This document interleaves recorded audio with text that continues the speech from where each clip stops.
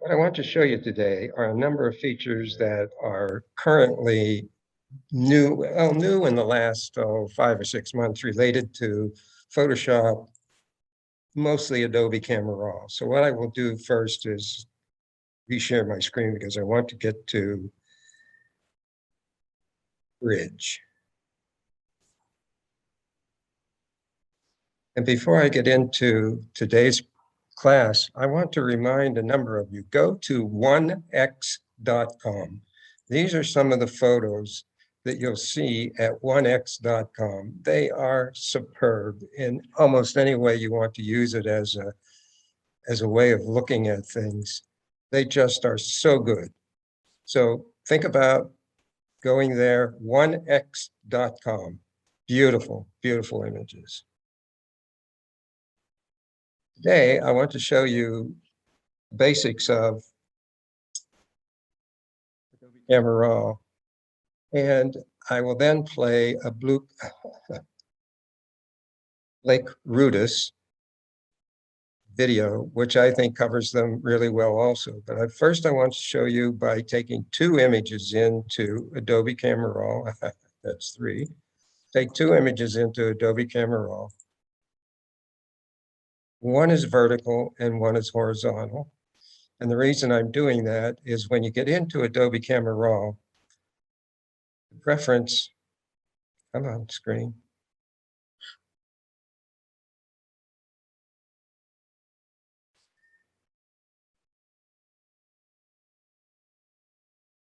If you haven't set it up, it will come in this way with the images that you've brought in from Bridge in the bottom, and they will be across the bottom. I prefer to see them on the left-hand side, and it's very easy to change that. You just right-click and click on vertical, and it puts them up on the left-hand side. I prefer that because then I see the horizontal, I see the vertical easier that way. So that's one thing that I do just to see whatever images I'm doing. Now, I want to do one image at a time, so I'll cancel this and come back to just this one image and take it into Adobe Camera Raw.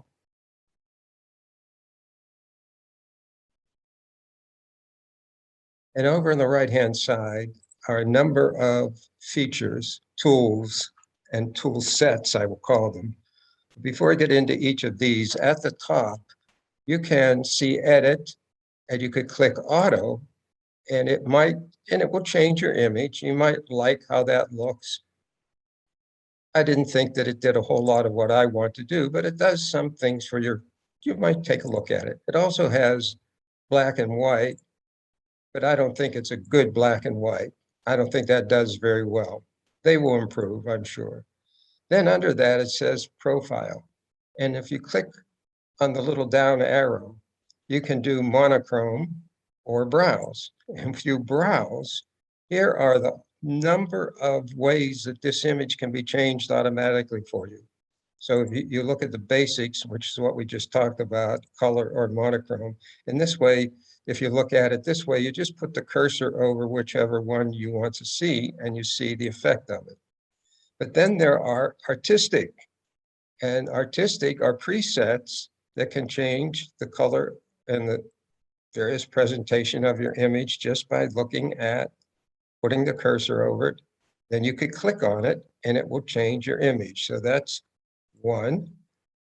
There's black and white. Now you can look at various ways that the black and white really will show up better. And you could click on one and then get back into the regular tools for Adobe Camera Raw.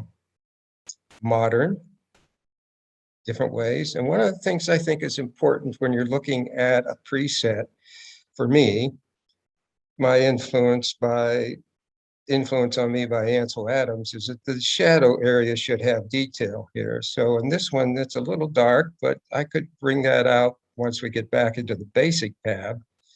And then I look at this one, see how that looks. The sky is looking a little better here. But in any case, you have all of these little presets that you could click on any one of them. That's under modern. Now they have vintage. Vintage Not a whole lot different from the modern, except in this one certainly is.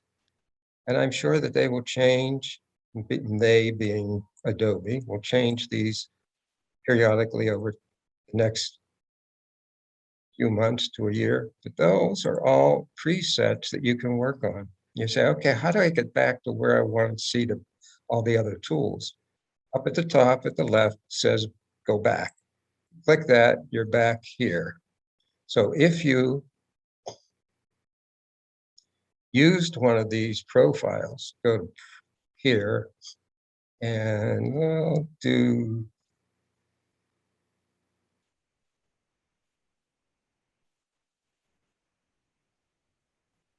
this one and go back.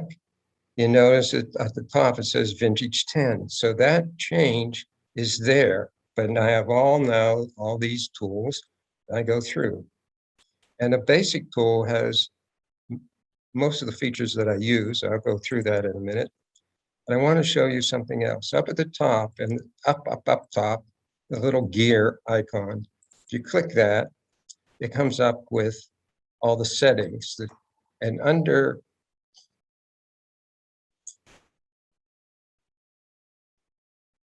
panels, the second rectangle here, I have it set as single, which is the default.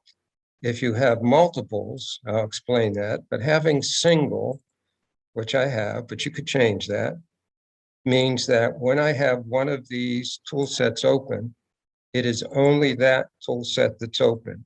And if I go to another one, it closes that one and opens it. So it doesn't have multiple panels open at the same time. And I just happen to like that because of the size of my monitor, so that if I'm working in detail, it shows me all the features for detail. When I click back on basic, it closes detail. You see down here in the bottom, it closes it. And all those sliders are there.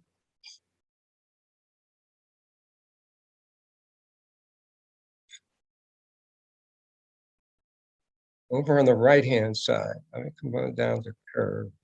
I go there, back.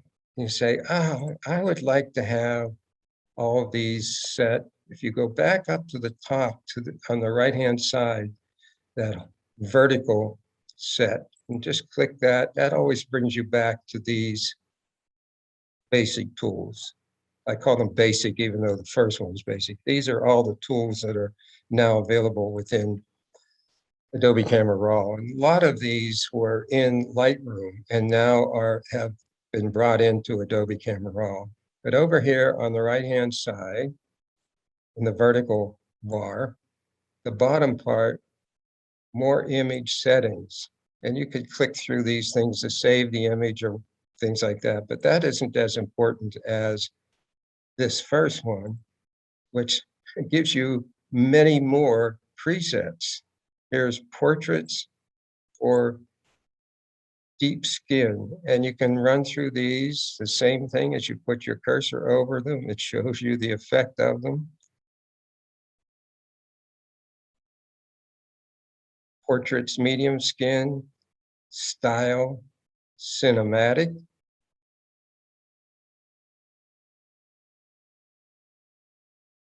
All those things are there, hidden under that little double circle there. Style, vintage.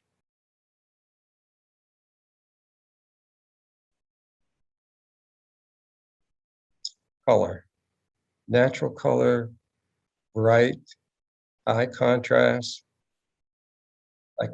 detail, vivid. And I think that most of this was added because not a lot of the users of Adobe Camera Raw were using the individual sliders in all of those tool sets up front that I showed you. So you can come in here and just click along here and see which one you like. So creative, black and white.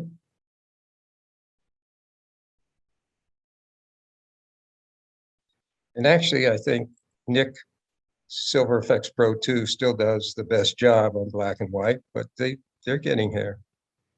Portraits. This was a portrait. To be a different way of seeing that medium and deep skin, so on, all those aspects of that. We will cover the curve and some of the other things later, but here's sharpening. And in sharpening, if you go back to all the presets, come up here to click at the top right and brings me back to these.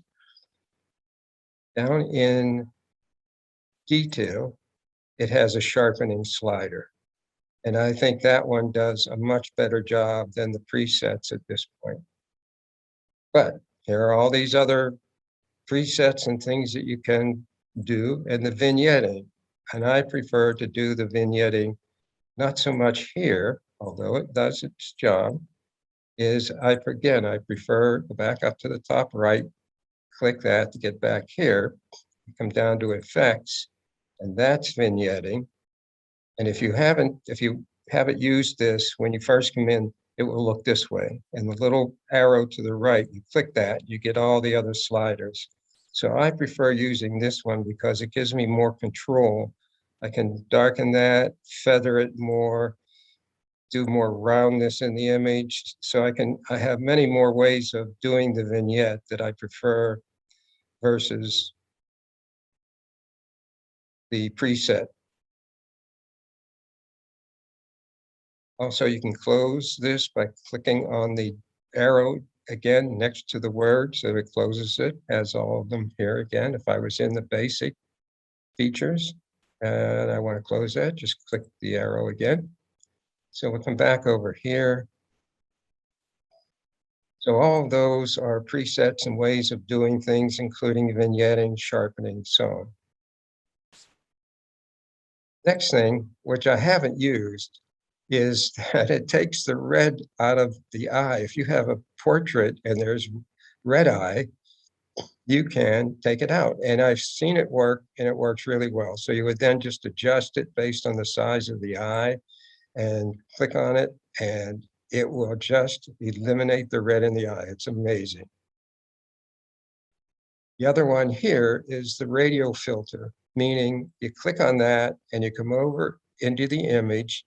I'm going to start at the top, hold my left key down. Oh, no, this is radial. Sorry about that.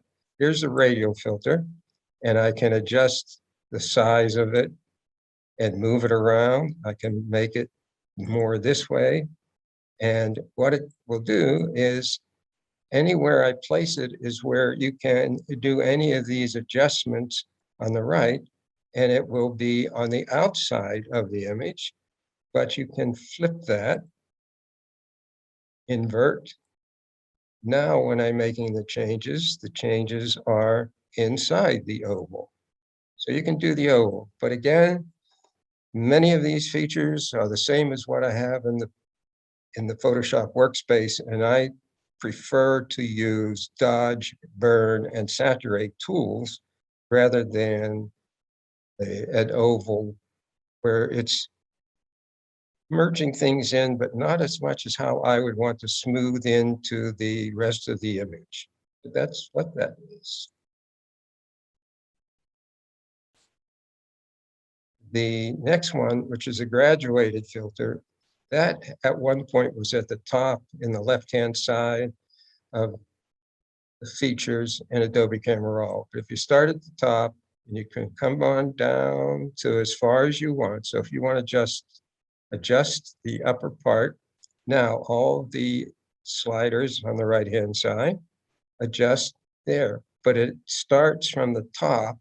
The most intensity is at the top and less and less and less and less as you're coming down to this point. And you can change how much effect you have for that. So if you want to bring it all the way down or up,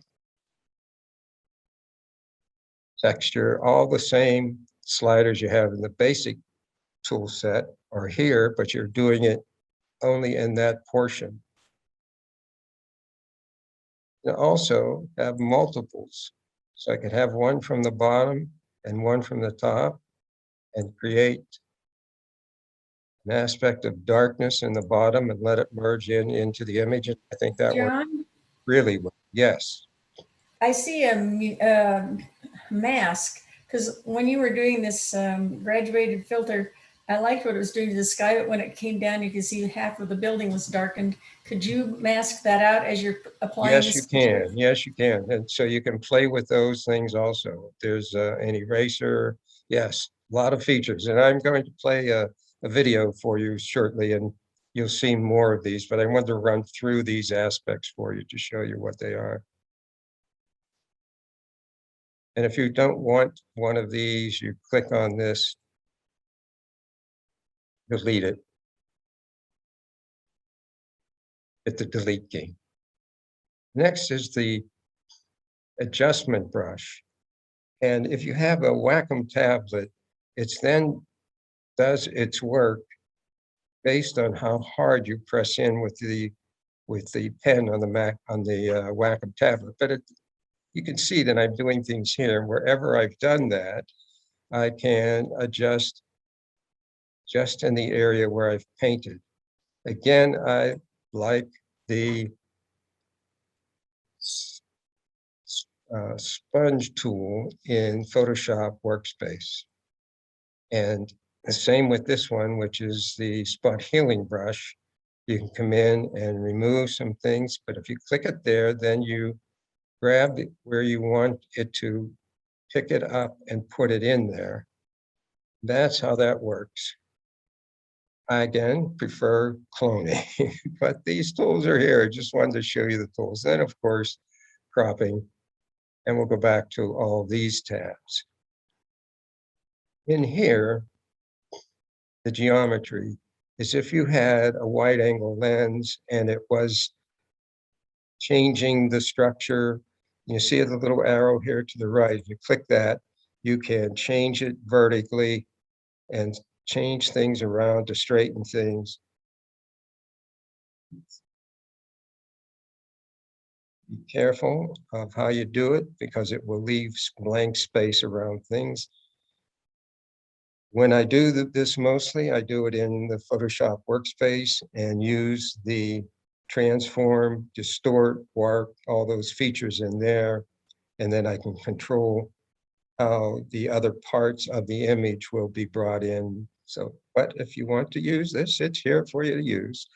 Most of my work on an image is done in the basic tab, the curve, and the video will show you even more on the curve. On the curve now, I'm not one to go in and place a dot here and then move the curve around. I don't do that. If you click on the first, right near it says adjust, you click that first part, you get these shadows, details, or darks, lights, highlights. So I can adjust the deepest shadows just by moving a slider, and it moves the curve automatically. And I would do the darks, highlights, lights. What's nice about this is compared to the basic tab where you have highlights and shadows, by using the curve, you're getting more of a separation between the darks and the very dark shadows. So, and even the lights and the highlights. So more separation of sliders that you can use to do that.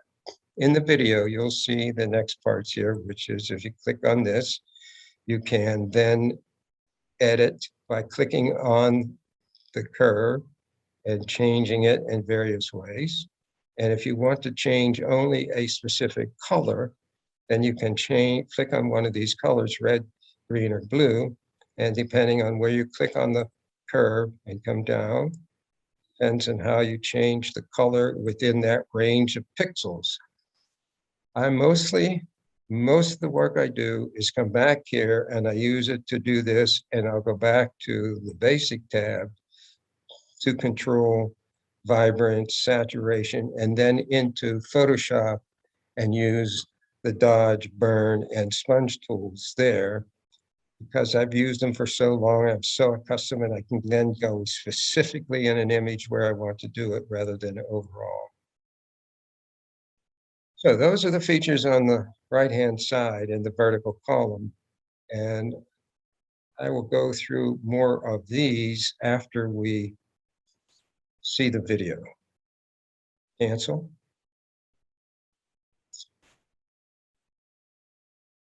Can you see Blake Rudis?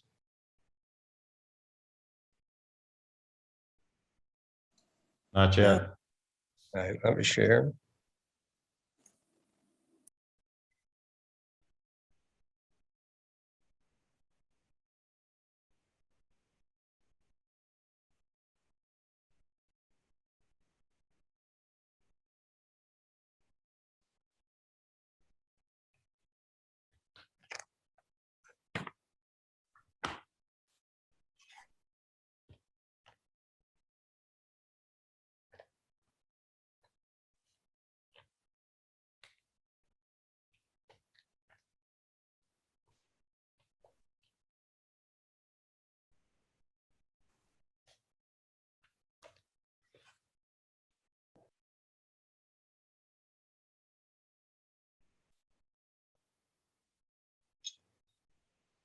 I apologize. Not sure how to get that up.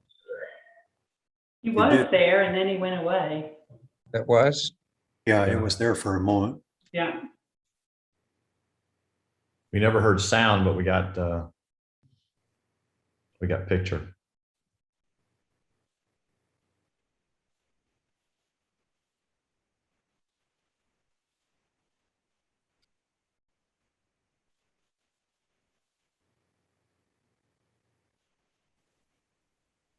You may want to try to share your screen again, John. Yeah. Well, let me pull that out.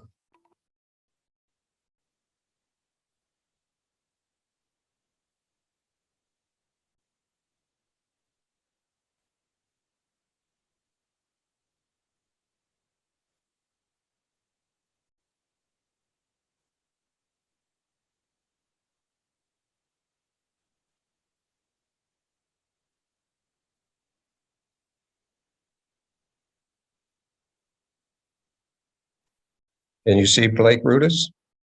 Yes. Okay, Yes. I will play this for you. All of the new features in Adobe Camera Raw 12.3. Thank goodness for this update. Thank you, Adobe. It's something that Adobe Camera Raw has needed for an awfully long time. Let's check it out.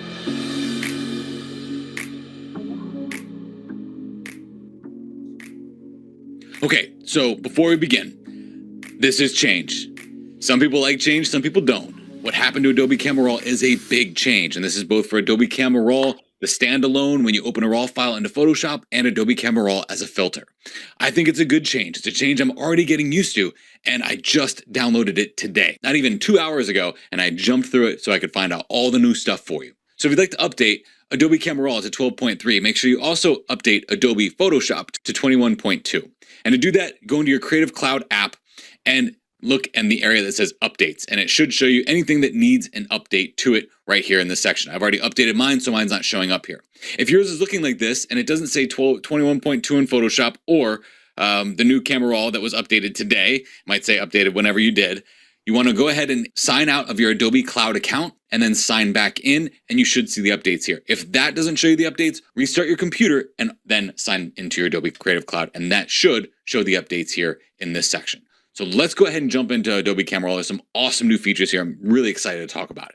All right, so first things first, it's gonna look a lot different in here at Adobe Camera Raw. So if you're used to Lightroom, this is gonna look awfully similar to Lightroom. I am not necessarily one of those people who is used to Lightroom, but I'm getting used to the way that this looks. I've always kind of liked the way Lightroom looked better than Adobe Camera Raw anyway, but now it's like I get the best of both worlds. I get my favorite program and I get a new interface to go with it. So what you'll first realize is that this interface is completely different. It's totally different. Now, it used to be that all of the basic curve, detail, color mixing, split toning, optics, geometry, effects, and calibration were all across the top right here. That is no longer there. What is across the top now is your auto button. So if you're used to seeing your auto button in the basic settings, it's not going to be in there anymore. It's going to be at the top.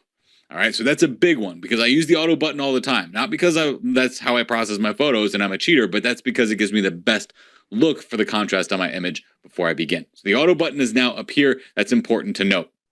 All right, now what you also notice is that now these, instead of being across the top and having to click between them, we have them opening up like this, and we have the basic and we have the curve, and then we have, our detail down here. Now, the way this is lined up by default is you can open all of them up individually and it'll show you what you've edited with a preview next to it, which is really awesome. The older versions of Adobe Camera Raw, you could not do that. So I like the fact that we can actually see what we've edited now. It makes it really easy for us to go back and maybe change or make modifications to something that we did or did not want to do. Okay, so that's a good thing. That's a really good thing. Really awesome new feature there.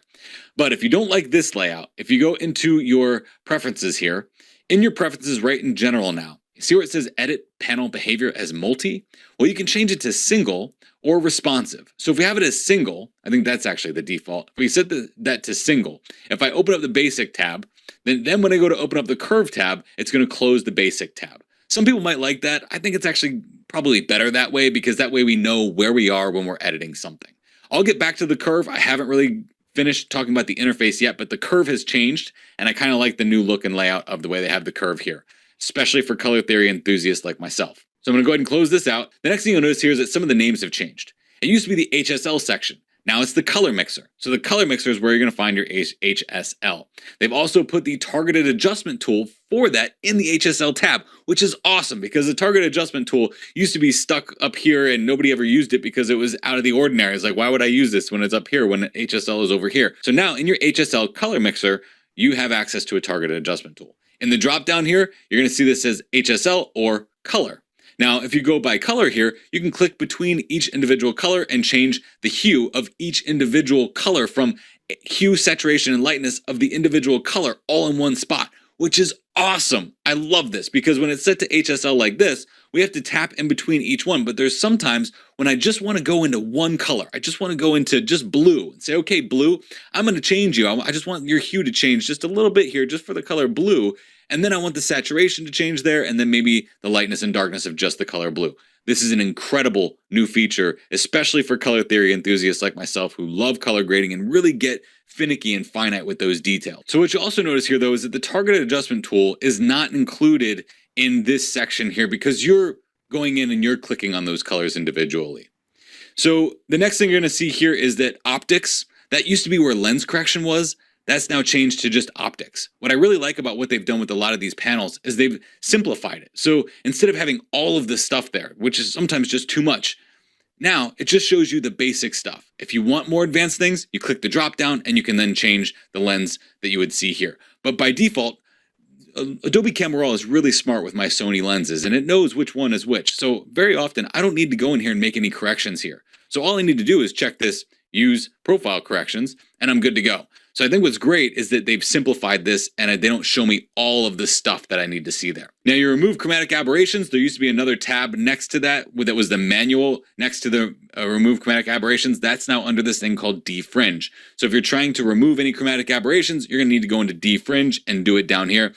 So basically what you're going to see here is that not much has changed as far as the function of things in Adobe Camera Raw. Names have changed, interface has changed. I think it's great what they've done with it. I'm really excited about this. The one that says geometry, that used to be where we would do all of our upright corrections or scaling corrections that we needed to fix, any kind of transformation stuff that we need to be fixed with the photo. I don't tend to do a whole lot of this stuff in Adobe Camera Raw anyway. I typically do that stuff in Photoshop. So, I don't necessarily jump in there too much. I do use it from time to time. Effects, that's what we're going to get our grain and our vignetting, and then camera calibration settings here. So that's the basic layout here that's changed as far as what layout is concerned.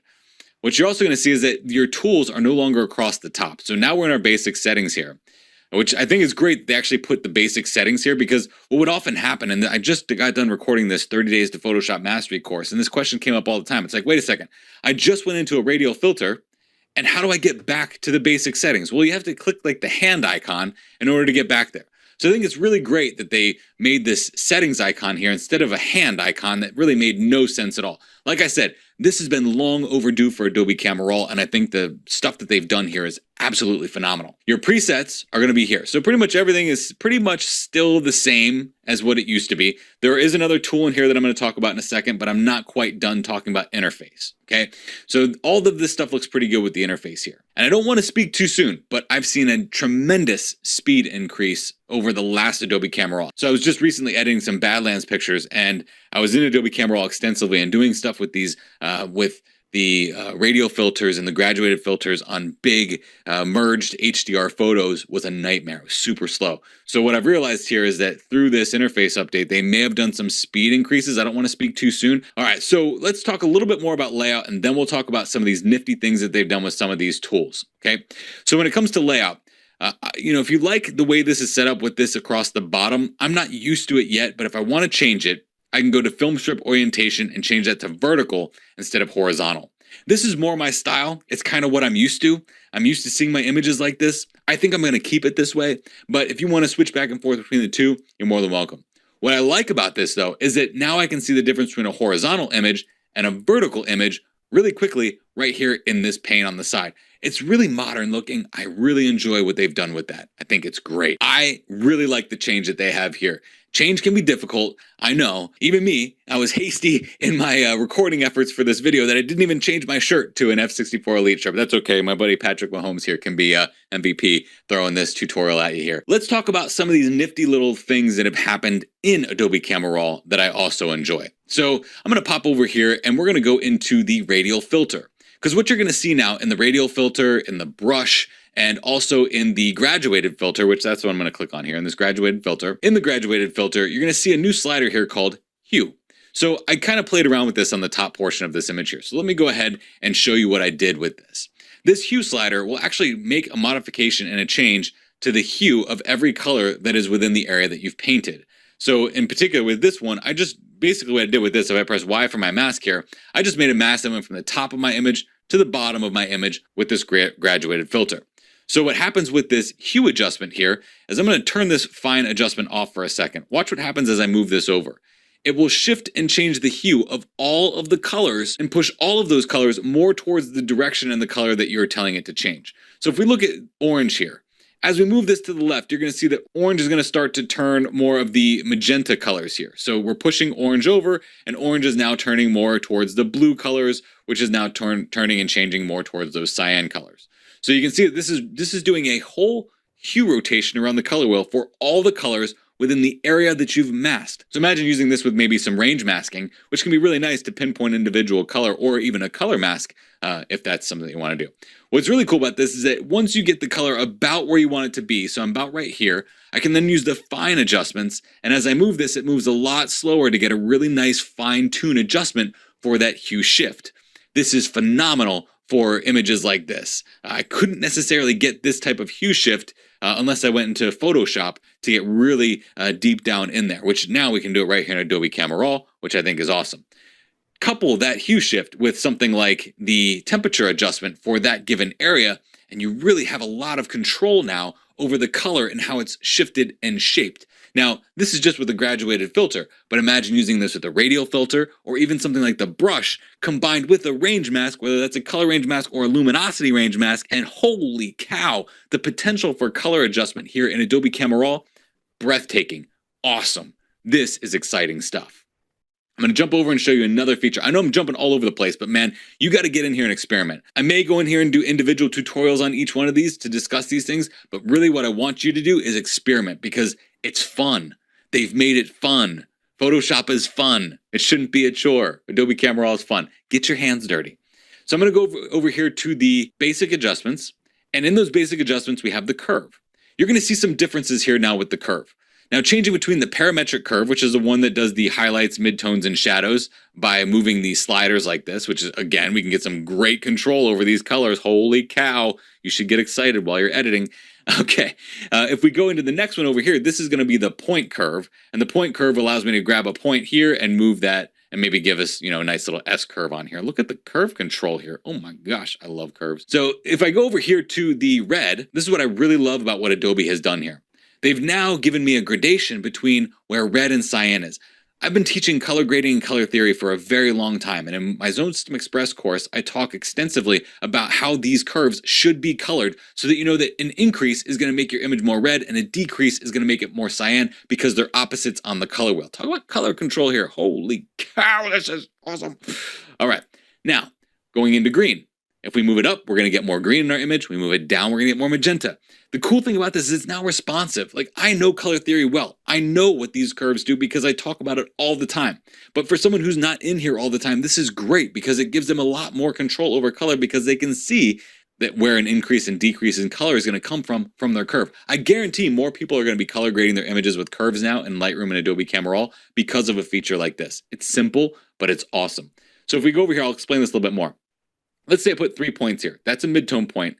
That's a shadow point. That's a highlight point. I can add more yellow to my highlight areas, more blue to my shadow areas. You see that? Look at that. Right here. Now we've had this capability, very similar capabilities to this in Adobe Camera Raw for a long time, but I think this is a much more responsive way to do it. And I'm pretty sure that people are going to be using it a lot more because it's visual. You're able to see it. That's awesome. Kudos to you, Adobe, for doing all this hard work. This is incredible. I really appreciate everything that they've done here. But last but not least, probably my favorite new feature in Adobe Camera Raw, and I've been begging for this for a very, very, very long time.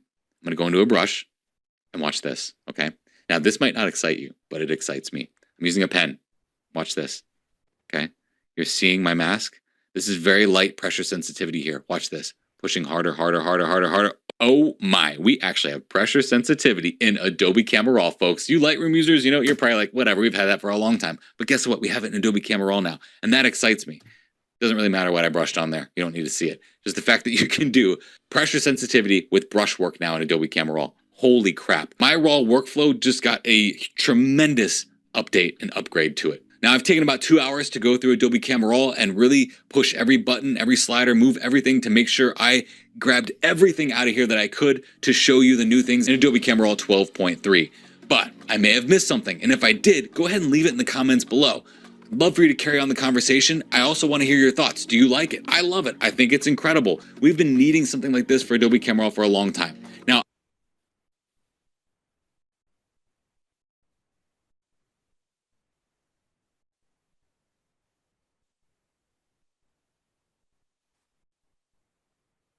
He gets a little bit excited about things, doesn't he? Well, you can see all the features that are there in Adobe Camera Raw. So I want to show you the use of some of those. One of the things that I do a lot is take it into Adobe Camera Raw or take it into, mostly this is my process, is to take it into Photoshop first and then take it to Adobe Camera Raw because I want to come back into Photoshop. And there are many ways to do it. You go into Adobe Camera Raw from Bridge and then open it in Photoshop. You can do all those things. But I often do it this way because I'm doing other things here. And so I take it from Photoshop, and it's working, takes it back into Bridge.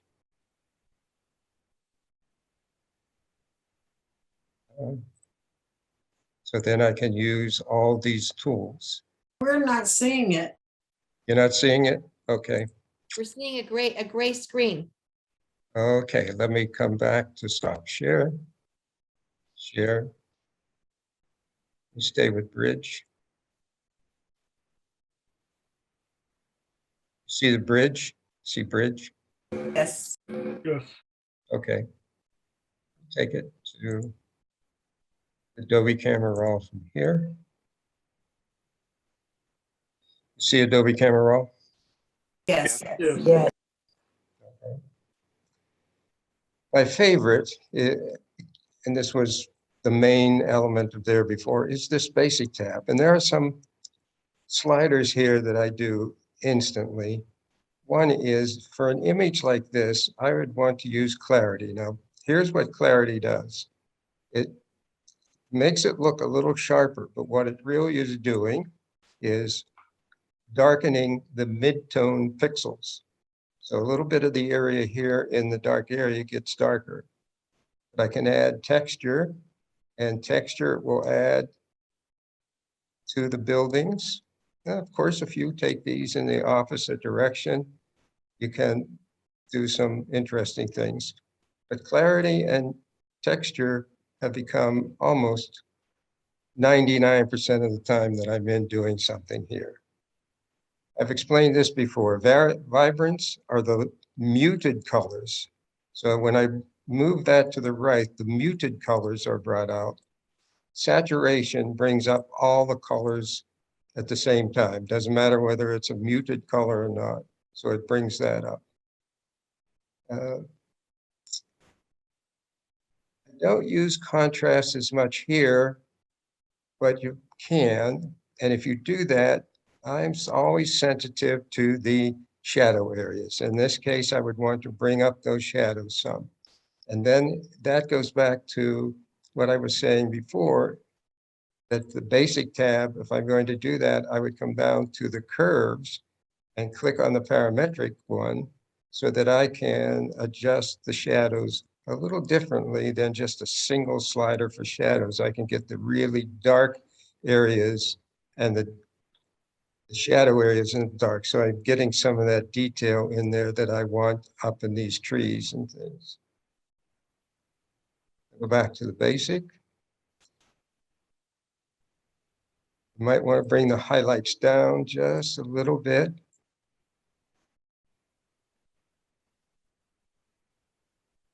Detail.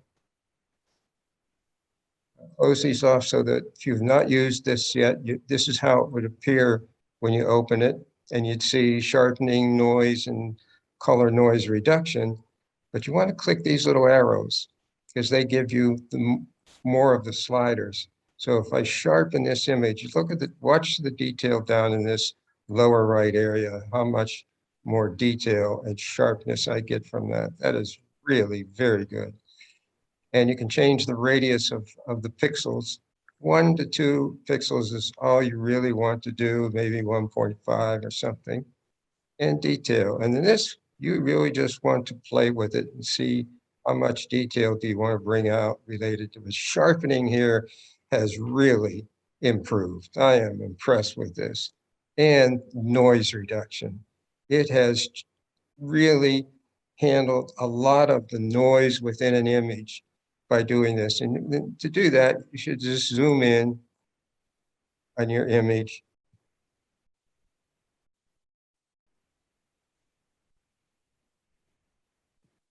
This is a very small JPEG, so you see as I zoom in, it's not that sharp. It's very small. I'm just using it for demonstration.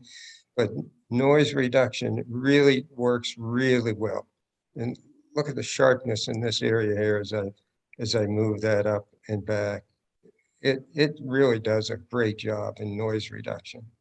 John, Yes, have you had a chance to compare the noise reduction in this new Camera Raw as opposed to Topaz? I have not. I am very impressed with what Topaz can do. I'm going to guess, Joe, that Topaz still has a little bit advantage, but here it is. You can do all this in one place. Yeah, that's wonderful. Yeah, that's really an advantage. And I've been impressed that so much so, Joel, that I haven't gone to Adobe Topaz to adjust anything. I've done it here and it's done what I've needed it to do. That saves a lot of work. It sure does. Yeah. So that's the detail slider. John, in this case, you didn't dehaze at all. You are normally very keen on using the dehaze slider. I am when there's a sky, and I'll come back to that in a minute. Yeah. If I don't have a sky, just go up there for you. Yeah, good one. I usually am doing right down to the dehaze slider first. So if I do the dehaze slider on this type of image, you can see that it's not doing a lot because there isn't a lot of haze here. The haze usually is in the sky area of an image, and that's where I would use the dehaze slider.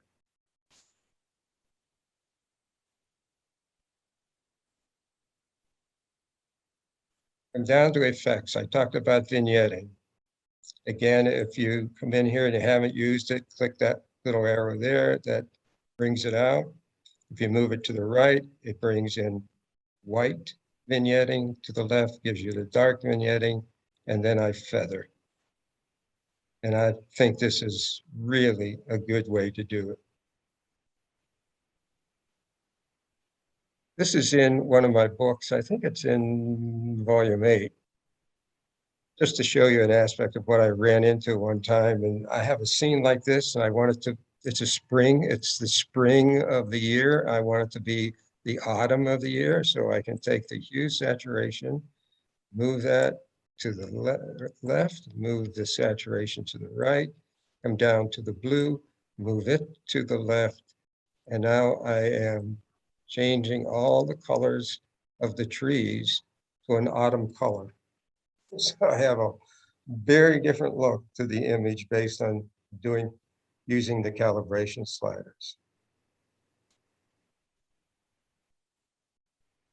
The other thing he mentioned was you have these little eyeballs here that if you go back to that, and it gives you the settings that you had, so when you've done things, it saves those settings for you.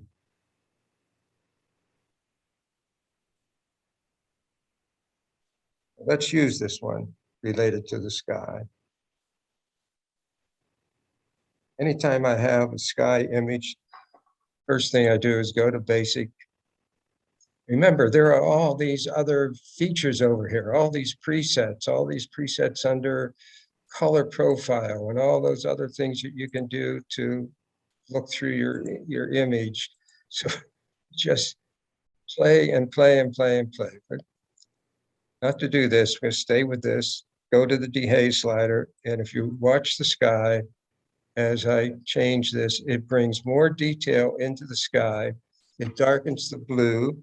Oh, you see, I have some dirt on my center there. The more that you move that way, if you come the other way on this, you see it taking just blows it out. But skies, just look at the detail in the clouds up in this area here. Just beautiful, beautiful work that way. What I've had to do in the past, that I see that they've improved it some here, is when I've moved the dehaze slider, the blue actually changed to a blue that I really did not like. And I would come down to the color mixer, and as he explained, you could do the various colors. You have it on color. If you have it on HSL, you could come the same thing as we've done before, which is click on the targeted adjustment tool, come up, click in the blue area, and move it to the left to saturate it, move it to the right to, left to desaturate it, right to saturate it. And if you wanted to actually change the hue, that's what I was doing. I actually click on hue. If I click on luminance and come up into that, go to the left, it darkens it, go to the right, it lightens it, go to saturation, right saturates, left desaturates. Hue actually changes the color of the sky for me. So you could have whatever color I want. What he was explaining is when you click on the color, now you can click on that specific color and you have hue, saturation, and luminance all as sliders underneath it rather than back to this. In this case, you need to click on the hue, you need to click on the saturation, you need to click on the luminance, and then change those sliders. Here you get that control all together in one place, which is very nice.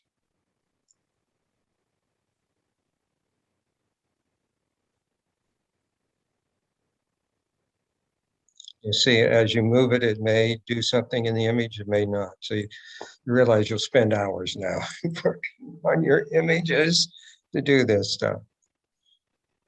Go back to the detail on this one. I'll sharpen. That's good.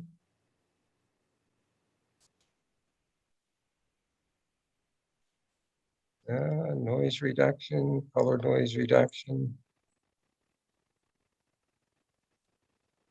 Zoom in here.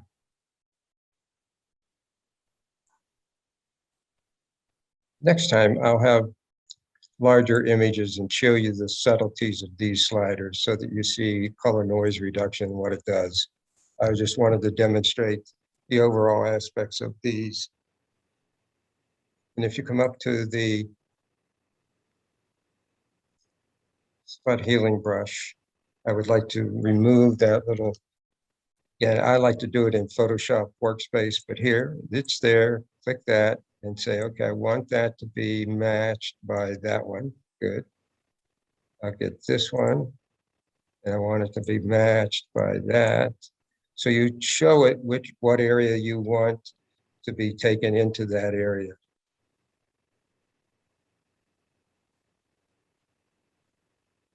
Any questions on any of these? 'Cause I Yeah, think, yes, John, I have a question. When okay, you were doing the sharpening in RAW, do you also then, when you're working in Photoshop, do you do sharpening again there? I not thought it was usually. kind of the last thing to do. Yeah, I found that sharpening now in Adobe Camera Raw really is probably all you really will need. But if you take it into, let me take this into Photoshop. Can you see my Photoshop screen? Not yet. No? Mm-mm. Stop, share again. Now you see it? Yes. Okay. The sharpening features here are very good. Of course, you have the tool, which is sharpen tool. I will say that use that only when you want to do a very specific area, very small. And then you can sharpen just that area because it generates noise very quickly. And you wouldn't want to try to sharpen the whole image that way. You can come up to filter, sharpen. And the one that I've used the most and found to be the most effective is the Smart Sharpen because it gives me sliders again. So I can do the amount of sharpening and the radius of the pixels that I want and how much noise reduction do I want done in there, and remove the blend, the lens blur, Gaussian blur, immersion blur. It's usually lens blur that I'm dealing with here. So yes, this works, and maybe you want to do it again on top of what you've done in Adobe Camera Raw. It's just a matter of how bad the image is out of focus and how sharp you make it. But look at this. Let's look at the history of this. Watching the bottom portion in this area here. Mhm. See, it really did sharpen that up. Also, you want to do sharpening of some specific areas, you can always use a quick selection tool, or if I wanted to do the building, I might want to use this capability of making that selection, and it will select just that building for me. So I guess I'm really old fashioned. I thought sharpening was something to do with image size, and after you sized your image, then you sharpened? Good question. I was assuming I'm only using small images to demonstrate. I would not do all the things I've shown you today on a small image and then upsize it. I will take my raw file, size it to how I will want to make an output print, and then I do all these features on that. Does that answer your question? So you would take it into Photoshop, size it, and then go to RAW? Yes. Oh, okay. Yeah, that makes sense. Thanks, John. And see here, I've selected the building. I could go into Adobe Camera Raw from here, use the sharpening capability. The wonder about all this is that you have multiple ways to do the same thing as they've had for other features. And you just need to play with them and see which one works the best for you. Any other questions? Okay, I'll leave it here. The next time I will bring in very high resolution images and we'll see the subtle changes in those. So we'll do that the next time. Have a good weekend.